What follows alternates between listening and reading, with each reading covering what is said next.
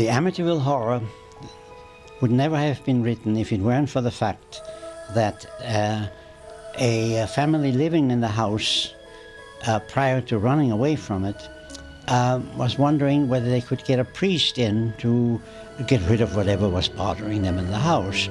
And they summoned a priest, and the priest looked it over and said, I don't think I can do an exorcism. We don't do that sort of thing anymore. But listen, son, you got a hell of a story here. Why don't you go and see my friend the editor at such and such a company? And that's how it happened. He took the story to a publisher. The publisher is now gone, but they were the ones who then decided to do the book, The Amityville Horror. And the editor there was a very good writer, and he wrote the book, but he couldn't use his real name because that isn't the right thing to do for the editor who writes the books. So somebody had to be posing as the writer for the as author for the Amityville Horror. And he had nothing to do with writing, but they used his name, and whether there's any connection or not, he shortly afterwards passed away under strange circumstances.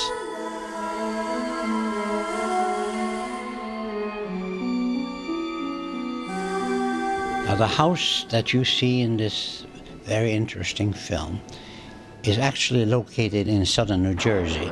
But as it is in Hollywood, you find a place that looks like what it ought to look. Whether it looks like it or not is not important. The actual house is much simpler than this. But there's a certain similarity, not much of it, but there's a certain similarity. And it was more convenient to shoot it in southern New Jersey. It's, this is Hollywood. They do find locations wherever they think they ought to be, not necessarily where they are. After all, it's not a documentary.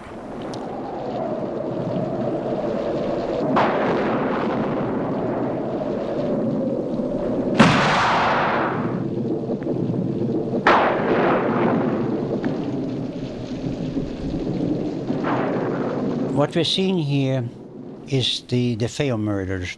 What happened was that the house was built there in 1928, and on sacred Indian burial ground, which was not a good idea. And in November of 1974, a tragedy happened. The family that had now been living in the house apparently had amongst its members a highly sensitive young man, Butch DeFeo. The house, after all, was built on a sacred ground, an Indian burial ground. And way back in 1904, another house had stood on the ground. And this house, by the way, is still in existence. It was built in 1782. And this house was moved. And then in 1928, the present house was built. And eventually the DeFeos moved in. And not realizing that the house was built smack in the middle of a burial ground of an Indian chief, to be sure. And way back, the Indian chief had been disturbed by not so much the people living in this house, but by a rainstorm that had washed the Indian chief's skeleton on top of a horse, and it came out of the soil.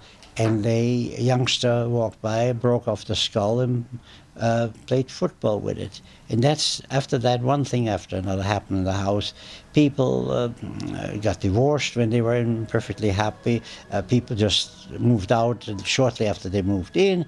But it wasn't until the Lutzes moved in, because it was such a bargain after all, the house, that it got to the point where they could no longer stand it. Because obviously, if, as I am convinced, the spirit, and not the ghost, the spirit of the Indian chief was trying to get rid of them. This was his land. Never mind the house. This was his land.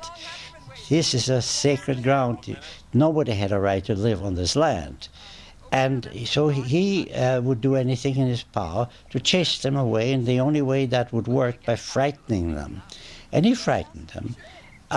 There were things that the Lutzes had not much knowledge of, poltergeist phenomena, noisy footsteps, banging on the wall.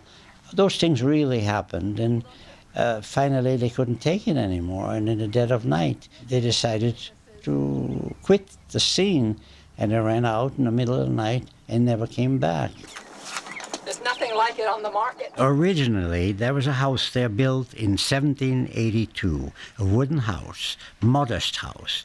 And in researching what happened there, I discovered that over the years, people complained about strange goings-on in the house,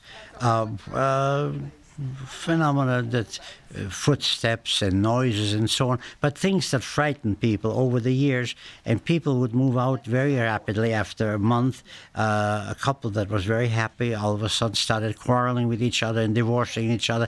There was something in the atmosphere of the first house that was on the spot that was definitely not normal. Now, when the house was moved, because the people who lived in it at that time didn't want to be disturbed anymore, and they liked their house. So they moved the house to another place in Amityville, where it still is. It has not had any disturbances whatsoever since it was moved to the new location. And now we had an empty lot. The lot was empty for a while, and nothing much happened. But in 1928, somebody bought the lot and decided to build another house. The house was built in 1928, and there were a number of tenants before the DeFeos, but they all complained about some strange noises, and they didn't feel very happy in it. Otherwise, so many tenants wouldn't have come and gone.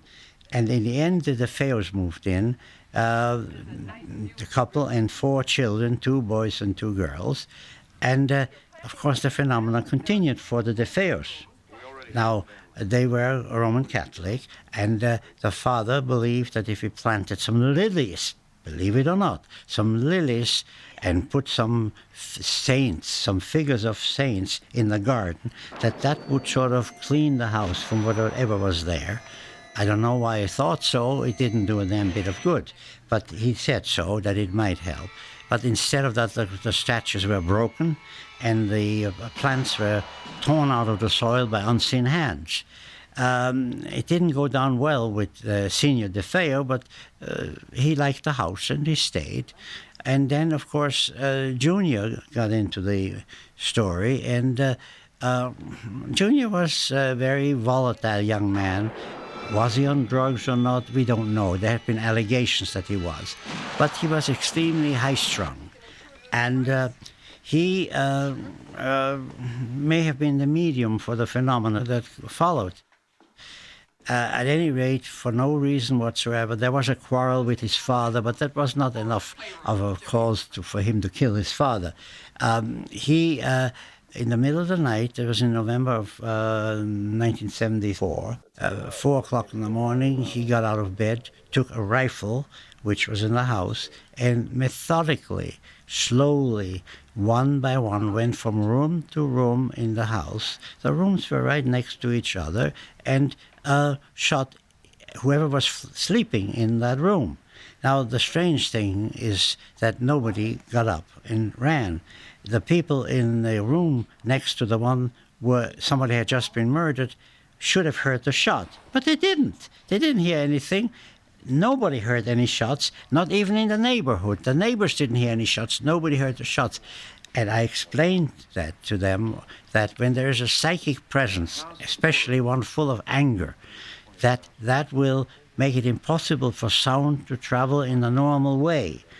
Now, to explain that to the police or to explain it to a judge is a waste of time, because they are not brought up to understand that.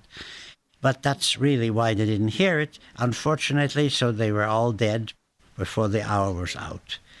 The next morning, young DeFeo, who had no memory of what he had done, called the police and said, somebody got into our house and murdered my family. And the police came and found the dead bodies. And